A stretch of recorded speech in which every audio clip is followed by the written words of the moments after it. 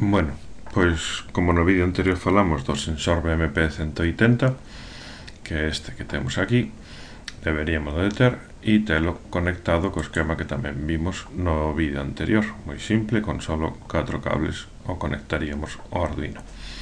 Unha vez temos este circuito montado, o que teremos que facer será empezar a traballar co código dese sensor, o código que necesita o Arduino para ler temperatura e presión nese sensor. Entón, o primeiro paso, o primeiro que precisamos é descargar unha librería ou o que se chama tamén biblioteca.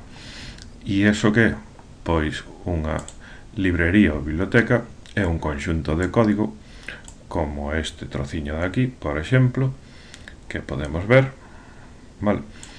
E que o que fai é facilitarnos a vida porque crea instruccións que non tiña a linguaxe original, a linguaxe de Arduino. É dicir, por exemplo, a linguaxe de Arduino non ten ningunha instrucción que sirva para coller unha temperatura do noso sensor. Para facelo, nós teríamos que escribir todo este código, que é complexo e seguramente se escaparía ao que somos nós capaces de facer, pero alguén o fixo por nós. Escribe este código, o reúne baixo este nome de getTemperature e a partir de agora, se nós temos a librería, podemos utilizar getTemperature e o Arduino nos vai entender. Entón, o que teríamos que facer é descargar esta librería que está aquí e que deixamos a ligazón abaixo no vídeo para poñer no tweet no fío de Twitter, que a xente poida descargar esta librería e unha vez descargada pois haberá que descomprimila e a teremos que pegar, se estamos en Linux, no cartafol Arduino Libraries. Eu xa peguei, esta que ten aquí, SFE BMP180, e dentro dela pois están eses códigos dos que estábamos a falar. Se baixase por aquí, podo encontrar que ahora o meu Arduino xa ten disponible, por exemplo, a instrucción coller temperatura e todas as que imos precisar. De acordo? Ben,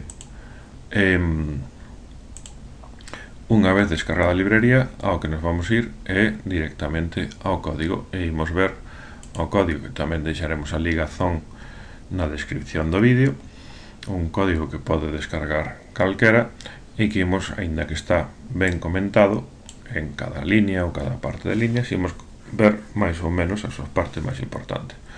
O primeiro é incluir as bibliotecas ou librerías que imos a precisar, que facemos aquí. Se vedes, está esa SFE BMP180 da que falamos antes, e iniciamos un obxeto BMP180 que simplemente é pois, eso, para poder utilizar a librería. Técnico non nos interesa especialmente. Despois, o que sí que temos que ver é que iniciamos a comunicación por serie. Esta línea de aquí é para poder ler datos polo monitor serie, e estas líneas de aquí pois simplemente o que fan é iniciar a comunicación con este sensor que imos usar e nos devolverá unha mensaxe dependendo de si se ha iniciado correctamente ou si non se iniciou.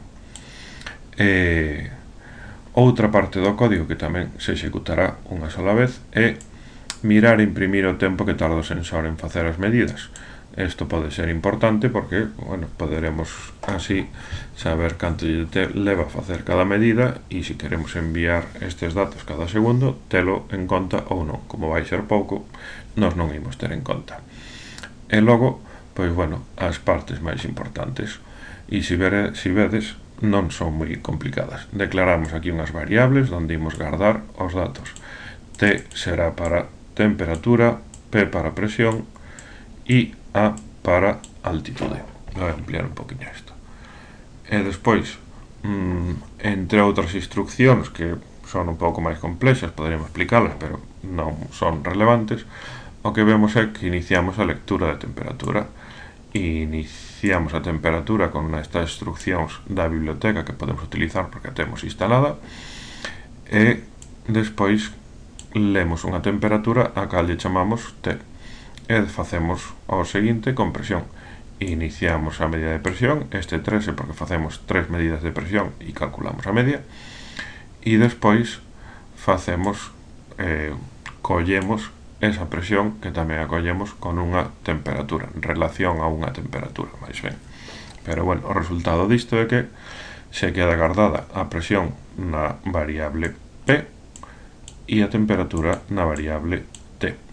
E despois, a penúltima parte do código, o único que fai é sacarnos polo porto serie, é dicir, polo monitor ese que se lle dá a lupiña no Arduino IDE, nos sacará a temperatura, o texto temperatura, coa variable de temperatura que calculou antes, o mismo para presión co dato P que calculou antes, e despois poderá tamén calcular mediante outra instrucción da librería a altitude tendo en conta a presión do nivel de referencia a nivel do mar, que é esta de aquí, e nos imprimirá pois esa altitude que está guardada, na variable A.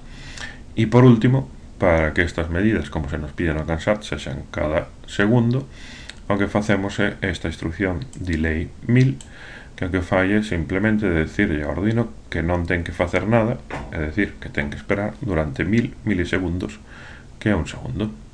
E listo, ese é todo o código.